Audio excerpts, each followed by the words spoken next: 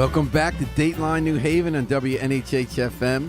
This is Paul Bass inviting you to look behind the headlines on the stories that make us tick. Well, we're going behind a national headline today, which is that the Democratic Party is looking for a new leader to chart its direction out of the wilderness.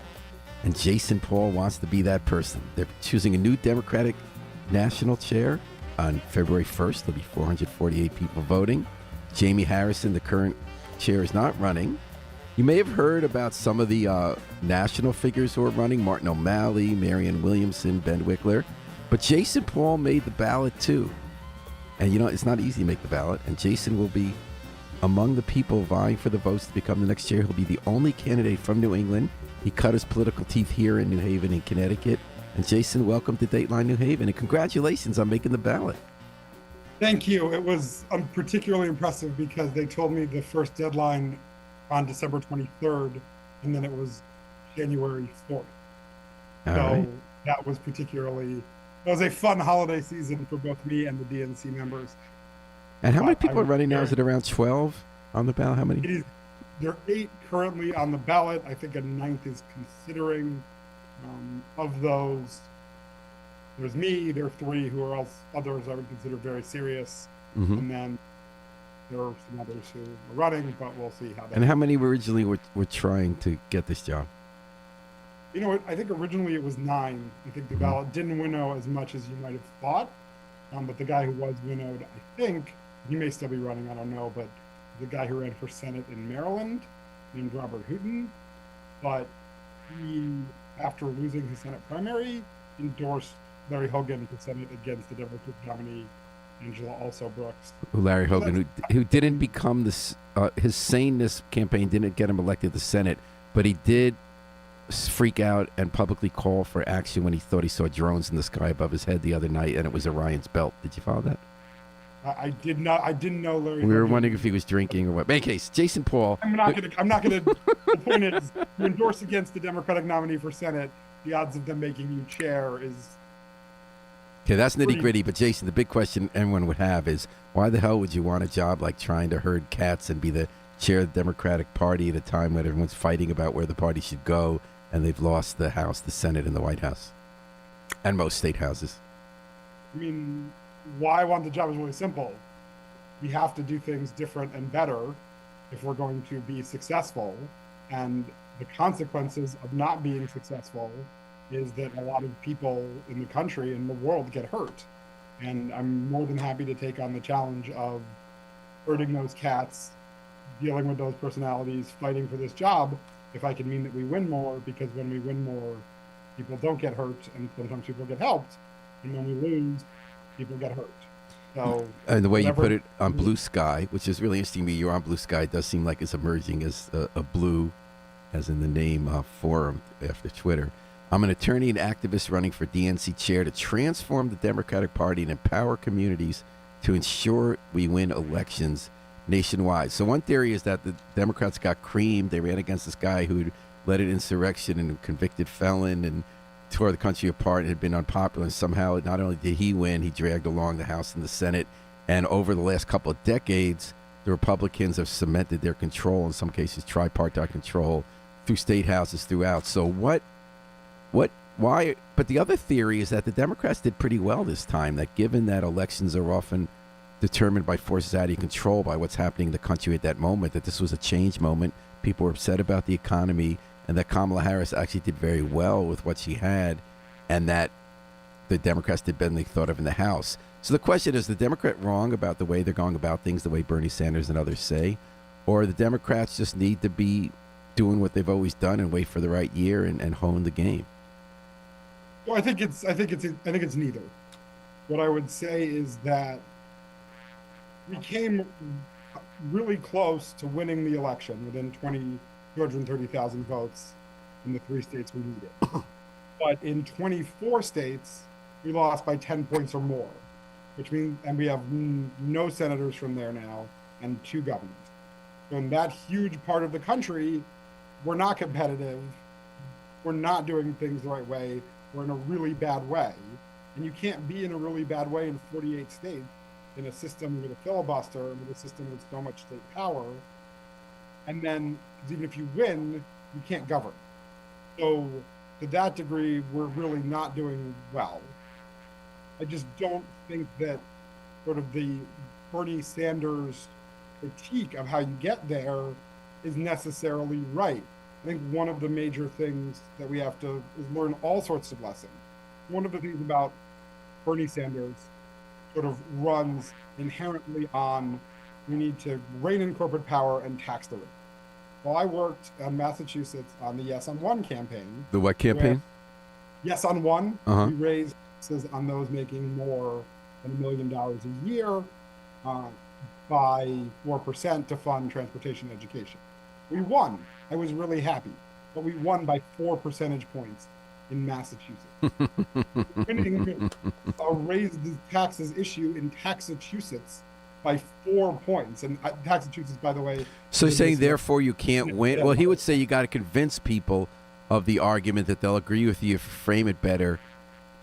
Some people say that you have to go along with people saying, don't tax us anymore, and on social issues too as well. We don't want to hear that. There really are two camps on this about whether you try to change minds or whether you change the message and the substance of your platform to conform more to where people are.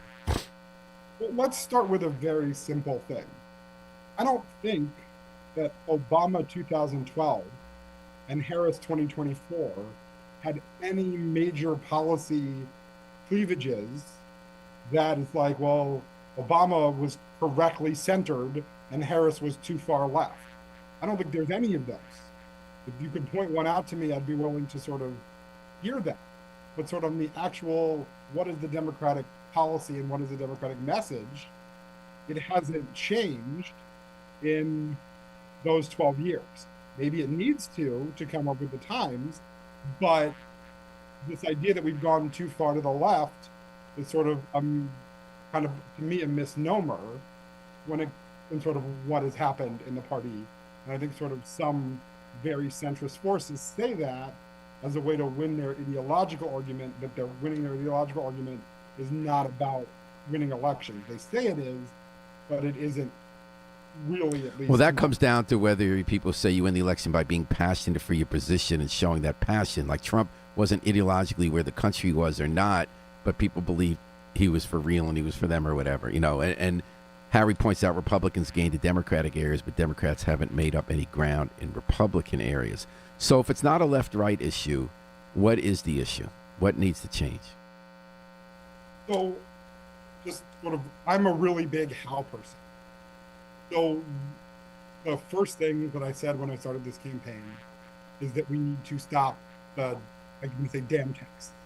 Because enough with the text. Enough with the text. I think we will march out of our houses and cheer for you on that one. We got so sick of those damn texts. I would get the same candidate texting me in the same day, first telling me the polls show they're in trouble, and then the next time saying the polls show we're doing great, to get the people who in either case would be more likely to give money. And those ones are bad. Some of them, I was on a podcast on Sunday, and right before it, I got a text from one of the Democratic groups saying, Joe Manchin just introduced legislation for Supreme Court term limits. There's one little problem. Joe Manchin is no longer a sitting United States Senator. But that doesn't matter in text world. Throwing out all the ones I got before the election, the ones I've got after the election have just been, we're gonna, if you give us $5, we're gonna pass legislation that has no chance to pass. If you give us $5, we're gonna give you 4 new Supreme Court justices. If you give us $5, Joe Biden's gonna put Kamala Harris on the Supreme Court. And it's like, that level of manipulative lying to people is bad. Mm-hmm. Combined with what you said about sort of just the ordinary campaigns doing the best they can, the number one communication that people get from Democrats is give me money. That is the number one communication that people get from Democrats. Not if you are someone who watches the news and cares about the news, then you hear things, but if you're someone who tangentially cares, someone who's not plugged into party apparati, what you hear from Democrats is give me money, give me money, give me money, give me money. Who wants to hang out with people who that's what they do all the time? Well, the thing is, Jason, you and I would feel that very strongly. 9 out of 9 people on the street would tell you that. But everyone's still barraging people with text messages. So are they doing it because it works, even though we say we hate it? Well, I can say the exact thing about how this worked on my campaign when I tried to get the 40 signatures. Whenever I sent an email to 448 people, 2 or 3 or 1 would sign my petition. So I was getting the thing that I wanted, but in the process, I don't know how alienated the other members of everyone who got that and didn't respond to me. I don't know how they feel. So what would be the alternative? You talked about, and we're going to get to a question from Aaron Good he has here. What would be the alternative to text messages? You said build up chapters of college kids who are or high school kids who get involved in the Democratic Party, do more in-person, like union-style door knocking and events. Well, the alternative for fundraising for the constant barrage of text is moving to a subscription model. A lot of people, pay for Netflix or Spotify or people are used to paying recurring fees. Well, if they're going to do recurring fees, one, in exchange for the recurring fees, the barrage has to stop. You sign up, the barrage gets turned off. That alone might get people to potentially want to subscribe. But the other thing is, okay, my goal is to have 10,000 organizers that are paid by the party. And then they have a person that they know that they're partially paying for. Because now, when you give to Democrats, you're paying to buy TV at about a 75-80% clip. That's what you're paying for. And you're oftentimes paying for TV ads you're not going to see because you live in Connecticut. So that's not a real relationship that people. And you have written about going back to the 50-state model of Howard Dean with a long-term strategy of not giving up on states and building party structures. You can't give up on states. First of all, you can't give up on states because we're a state-based country. And right now, we're in the hole by 10 points or more in more than 24 states. So you can say, well, let's focus on the ones we're in the hole by 10 to 20 in, and write off the ones that were in a hole by 20 in. But you've written off states that are not particularly expensive because they're mostly pretty small. And 2, a message that we care about everyone in the country is a good message for the country, whether it's the best way to win an election immediately. It's the best way to show that you care about the country. And if you have enough people who buy in, the statistic I cite in my campaign is that 20 million people either give to Democratic candidates or vote in our low turnout primaries. I don't want you to have to be a donor to feel like a Democrat, but I do want you to have to vote to feel like a Democrat. If you do either of those 2 things, that's about 20 million people. Those 20 million people, the communication they get from the Democratic Party for the most part is, give me money, and then occasionally towards the end, call strangers for me, knock on doors of strangers for me. And we have this relational organizing thing that we're interested in and we're growing towards, but it's not as important as our core bread and butter of how many doors can you knock, how many calls can you make, and then give me money, give me money, give me money.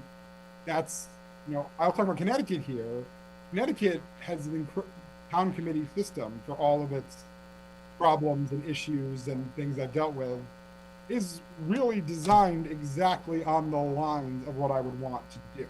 Now, they'd have to be more proactive in reaching out to voters than I think most of the town committees currently are, but it's structured whereby there's sort of one town committee member for every, I think it's like 500 Democrats. That's how you decide who they get elected. They're empowered because they choose the nominees. Actually, she's talking about reviewing the grassroots structure of the party and the human. And we're talking to Jason Paul, who's running for Democratic National Chair. He's one of 8 or 9 candidates. We'll get the number on February 1st.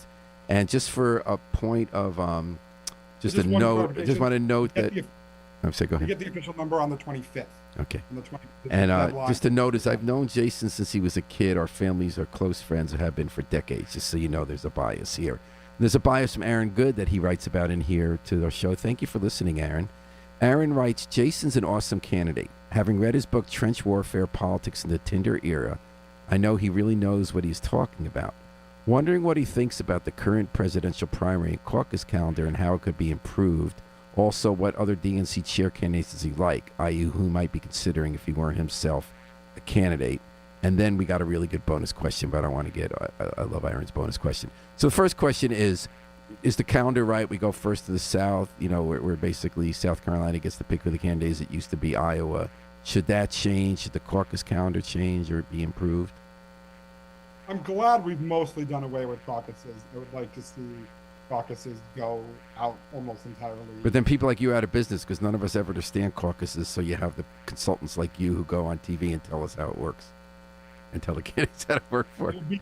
There'll be plenty more things to explain. I'm prepared to live. What about the primary calendar? So what I really think we need in terms of the primary calendar is we need staggered primaries in small states to kick off our primary calendar. Is that because the one-on-one empowering of candidates from different kinds of places to hear the voice, and then you're product testing the candidate to see who really resonates? So it's like you want Iowa again. Iowa's in. So here's the unfortunate thing: New Hampshire has a state law. They're probably going to go first. Mm-hmm. No matter what the DNC says, no matter what it says, their Secretary of State is empowered to do that. It is my inclination to let them do that, but force them to do it in December so that there's then like a month between what happens in New Hampshire and what happens in the other state. And why do you want to do that? Well, one, I don't want to be in a constant, because Joe Biden became our nominee in the last time because South Carolina voted on a Saturday, and then every other state voted on the following Tuesday. And so if there was any moment for possible reflection on, is this the right candidate? There's no possibility for that. It was basically. So it sounds like you want to stagger the calendar so candidates have a chance before a preponderance of delegates are chosen with a locked-in nomination?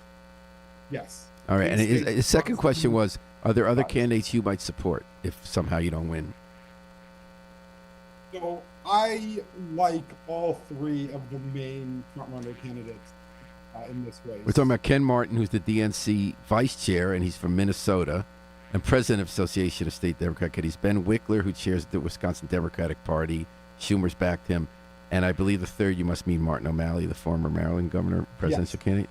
I like all three of them. I think all three of them have sort of varying pluses and minuses, but really they're all good. You know, I'm in this race. You know, I'd love to be Democratic Party chair, but I'm really in this race because the ideas and the things I'm running on, I think, are really important. A lot of the times in this campaign, we end up getting a sort of it's a why me attitude, why I should be chair, why I'm good, choose me. But really, since this work is a what we kind of work. What are we collectively going to do as a party to be more successful? And that's going to take all the candidates running. That's going to take all of the people who are on the DNC. And that's ultimately going to take all 20 million people who have taken an action to believe in the party. If we don't have all of those things, then we're not going to be successful. Aaron also asks, do you have strong feelings about ranked choice voting? That's when you get to pick a lot in order, all the people you like, and then each round by process of elimination, one candidate gets removed, and then your second place person gets your vote. So the idea there is you have less nasty campaigning. You don't just vote against the people you don't want, but people you want. Do you buy that, or is that just like another liberal pipe dream, like political action committees that tries to solve a problem but creates a new one? I think that ranked choice voting has a lot of benefits to it, particularly in low turnout primaries, because then you don't have a situation whereby in Massachusetts we've got a lot of people elected with like 22% of the vote in a 7-way field, and then there are congressmen for like 20 years. Do I think it is a broad panacea to fix the country's political ills? No, but I do think it's better than the alternative, because with the current non-ranked choice system, you basically are sending a giant message to anyone. Let's say you want to bring a new idea to the fore. This one already happened But let's say you really wanted to legalize marijuana. You thought legalizing marijuana was really important, and that's what you wanted to do. So you bring about, you want to run as a third-party candidate to show people in the state want to legalize marijuana. Without ranked choice voting, you're potentially stealing from one of the two candidates. Nobody wants to consider what you have to say. With ranked choice voting, you can do things like that. So, Jason Paul, thanks for letting us know about your campaign. You can the next February 1st is the election with committee members. You have 4 forums before that, right? Four of the official big forums, and then I'm 4 other mini forums, and I imagine I'll have more mini forums. That sounds really fun. You're gonna have a good January. I've had 2. I did 2 last night, and I did have fun. Are you having? That's good. I hope you continue to have fun and raise these really good issues. And if you don't win the election, what's next? I hope that someone will want to do one of my ideas, and then I'll get to work doing it. All right. So we will not get texts from you in your next role. I will never. There will be no spam texts from me.